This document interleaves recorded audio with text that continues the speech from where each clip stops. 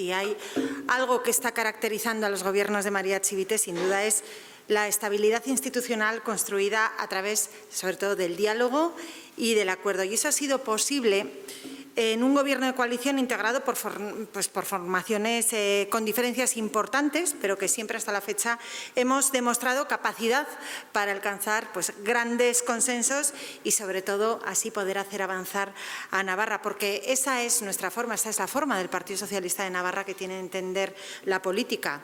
Nosotros creemos en la política útil, la política centrada en mejorar la vida de la ciudadanía y en garantizar la estabilidad a esta comunidad en unos años que además han estado muy marcados sobre todo por grandes desafíos y también por muchísima incertidumbre.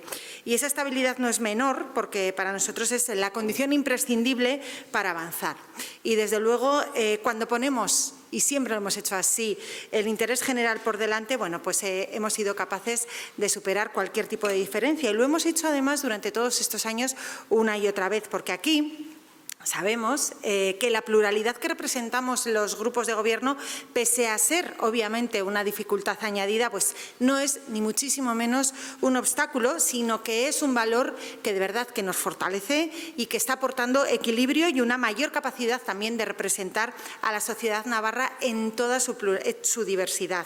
Y además prueba de ello es algo de lo que muy pocas comunidades autónomas puede presumir, porque es que ya son 7 presupuestos consecutivos los de la presidenta María Chivite, además de la nada despreciable cifra de 189 leyes aprobadas en este Parlamento durante estas 2 últimas legislaturas, contando las que se aprobaron el jueves de la semana pasada. Desde luego, dudo que haya alguna comunidad en este país que pueda superar esa cifra de acuerdos en materia legislativa. Y esa también es, lejos de ser solamente unos meros números, es una prueba tangible de que la política puede unir, puede sumar y, sobre todo, puede dar buenos resultados para la ciudadanía, porque hoy en día, obviamente, todos sabemos de por qué se caracteriza Navarra. Y Navarra destaca por su fortaleza económica, Navarra destaca por su competitividad regional, Navarra destaca porque tiene cifras de creación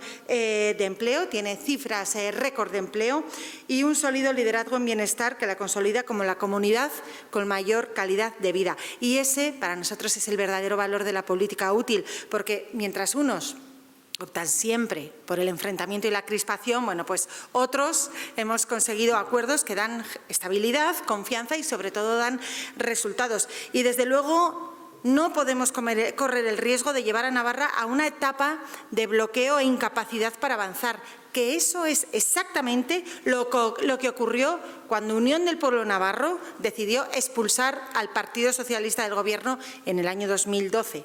Y aquella ocasión, durante aquellos años, esa decisión abrió una etapa de parálisis institucional, de pérdida de oportunidades y de muchísima incertidumbre para esa tierra. Y la gran perdedora de esa situación, gracias a Unión del Pueblo Navarro, sin duda fue Navarra, fue la gran perdedora, y también fuimos todos los navarros y todas las navarras los grandes perdedores. Y ahora, entiendo que en escasos minutos entrará en acción el portavoz de UPN, Javier Esparza, que ya lleva 11 años en la oposición, repitiendo además el mismo diagnóstico, que estamos ante un gobierno roto, que estamos ante un gobierno fracasado, un gobierno muerto, en un discurso que ya le sonará de mucho, además, porque, insisto, lleva muchos años repitiendo en bucle. Y conviene recordar algo que también se lo hemos dicho muchas veces, que es que como pitoniso, la verdad no tiene un historial precisamente muy brillante y hasta la fecha la realidad se ha encargado de desmentir una y otra vez sus augurios. Veremos si hoy vuelve a anunciar el desastre y si una vez más el desastre decide no presentarse. Pero, en fin, nosotros desde luego lo tenemos más que claro. Navarra no puede paralizarse, no puede bloquearse ni retroceder, como sí lo hizo con UPN cuando UPN nos echó del Gobierno, que fue incapaz de sacar absolutamente nada en años para esta comunidad. Y precisamente Acudiremos esta tarde con la firme voluntad por parte del Partido Socialista de reafirmar este compromiso adquirido con el acuerdo de Gobierno firmado esta legislatura, reafirmar también por un Gobierno progresista, pero desde luego también lo quiero decir, para nosotros no consideramos en absoluto nada progresista poder facilitar la aprobación de una ley de este calado en materia educativa y encima traída aquí a este Parlamento por la derecha, por Unión del Pueblo Navarro. Y quiero recalcar también que hubo dos acuerdos, perdón. Primero, hubo un acuerdo en el verano del año 2023, cuando los grupos que actualmente formamos el Gobierno de Navarra firmamos un acuerdo de legislatura con un Gobierno progresista. Primer acuerdo.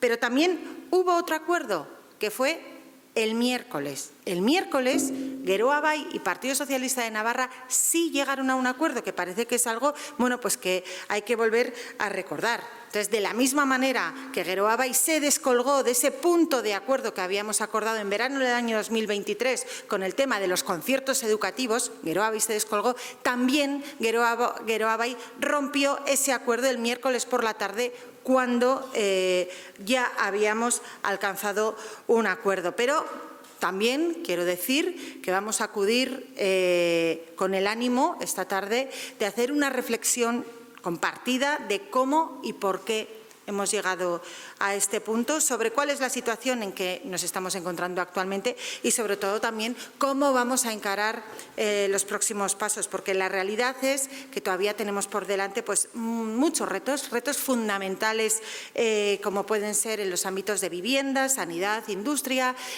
también transición energética, convivencia, servicios públicos, derechos sociales, cohesión social, bueno, pues un montón de leyes que todavía tenemos en cartera y, desde luego, poner en peligro su desarrollo supondría una grave irresponsabilidad y también supondría comprometer objetivos esenciales para el futuro de Navarra. Por lo tanto, por nuestra parte, la hoja de ruta está clara, tanto legislativa como política, que no solo ratificamos, sino también entendemos que hay que reforzar, porque ya vemos, es que lo estamos viendo, que las derechas están unidas. Vimos, por ejemplo, ayer a la señora Ibarrola cómo felicitaba el hecho de que Moreno Bonilla ganara y dependiera a la par de Vox.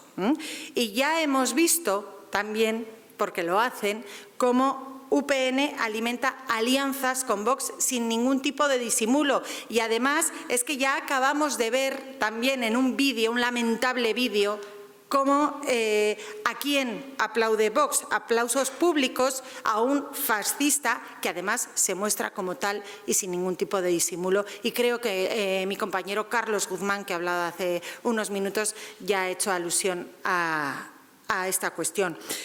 Pero bueno, en definitiva, como dijo ayer mismo la presidenta Chivite, bueno, pues debemos sumar aún más las fuerzas progresistas por esto mismo, porque UPN no tiene ningún remilgo ni ningún disimulo en hacer cariñicos a la extrema derecha, a Vox, y desde luego somos realmente quien creemos en la convivencia, el progreso y la libertad, que es ni más ni menos que la política útil, y esa es la clarísima voluntad del Partido Socialista de Navarra. Y por mi parte quedo a vuestras preguntas. Sí, buenos días. Quería preguntarle, cuando ha hecho ese paralelismo entre 2026 y 2012, y usted ha dicho que no podían llevar a Navarra a una etapa de bloqueo y parálisis, ¿es porque se habían planteado realmente echar a Geroa Bai del Gobierno y por una cuestión de compromiso con Navarra no lo han hecho?